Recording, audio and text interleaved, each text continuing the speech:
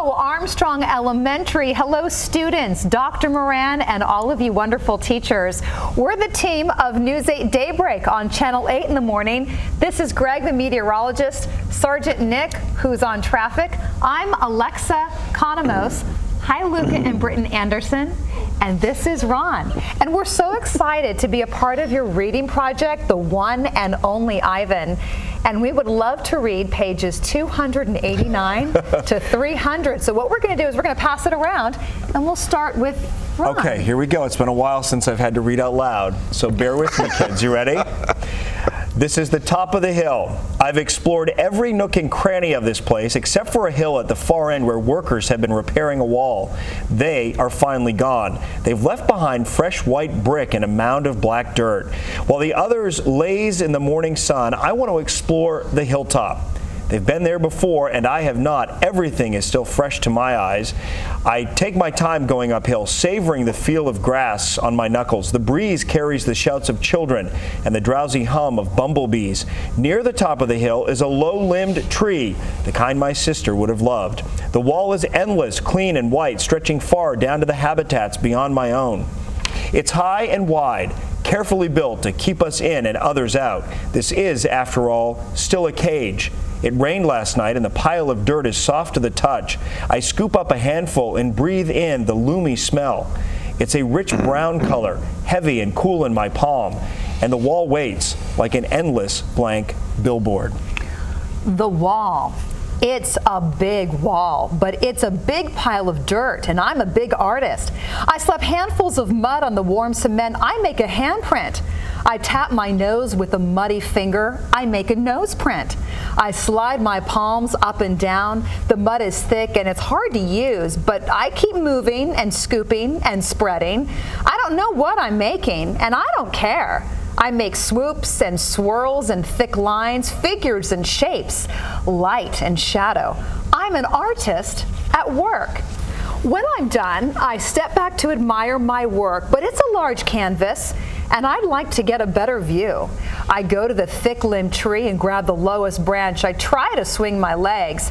I land hard. I'm too big to climb, I suppose.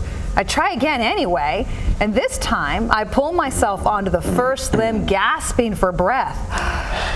One more limb, two, and I can't go any farther. Perched halfway up the tree, I see my troop, still dozing contentedly.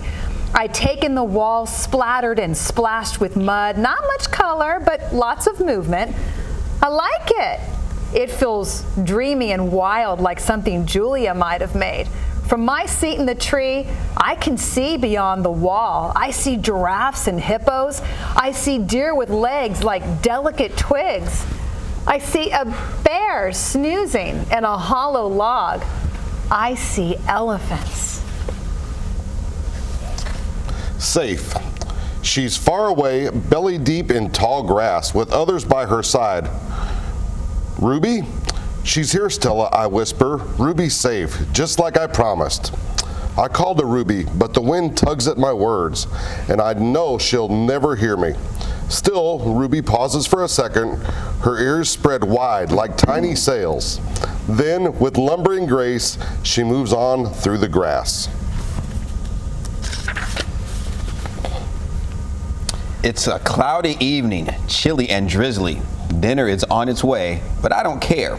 At night, we sleep in our den, but I'm always the last to head inside. I've been inside long enough. This time of day, there aren't many visitors, just a few stragglers leaning on the wall that separates us. They point to a couple of photos, then head over to the nearby giraffes. One of the keepers is beckoning. Reluctantly, I turn to go. Out of the corner of my eye, I see someone running. I pause. It's a girl with dark hair, lugging a backpack. A man follows behind, racing to catch up. "Ivan!" the girl yells. "Ivan! It's Julia!" I scramble to the edge of the wide moat that skirts the wall. Julia and George wave to me. I dash back and forth, hooting and grunting, doing a gorilla dance of happiness. "Calm down," says a voice. "You're behaving like a chimp." I freeze. A tiny nut brown, big-eared head pops out of Julia's backpack. "Nice place," Bob says. Bob, I say, it's really you, in the flesh. How, where? I can't seem to find any words. George's job at the zoo doesn't start till next month, so he and Julia made an agreement. She's walking 3 extra dogs to cover my food, and get this, they're all poodles. You said you didn't want a home, I say. Yeah, Bob says, but Julia's mom likes my company, so I figure I'm doing everybody a favor. It's a win-win. Julia pushes Bob's head back inside her backpack. You're not supposed to be here, she reminds him. Ivan looks great, doesn't he, Jules? George asks. Stronger, happier. Julia holds up a little photo, but it's too far away for me to see. It's Ruby, Ivan. She's with other elephants now because of you. I know, I want to tell her. I saw with my own eyes. We stare across the expanse that separates us. After a while, George pats Julia's arm. Time to go, Jules. Julia gives a wistful smile. Bye, Ivan. Say hello to your new family. She turns to George. Thank you, Dad. For what? For, she gestures toward me, for this.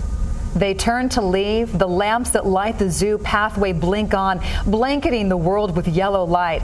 I can just make out Bob's little head sticking out of Julia's backpack. You are the one and only Ivan, he calls. I nod, then turn toward my family, my life, my home. Mighty Silverback, I whisper. And that is the one and only Ivan. Did you all enjoy that? That was great. Very nice. That was teamwork. That might be the best work we've ever done as a team. Right here for the kids at Armstrong. Very nice. Armstrong Elementary, from our Daybreak family to you all at school, thank you so much for letting us be a part of this wonderful reading experience. Bye, kids. Keep reading.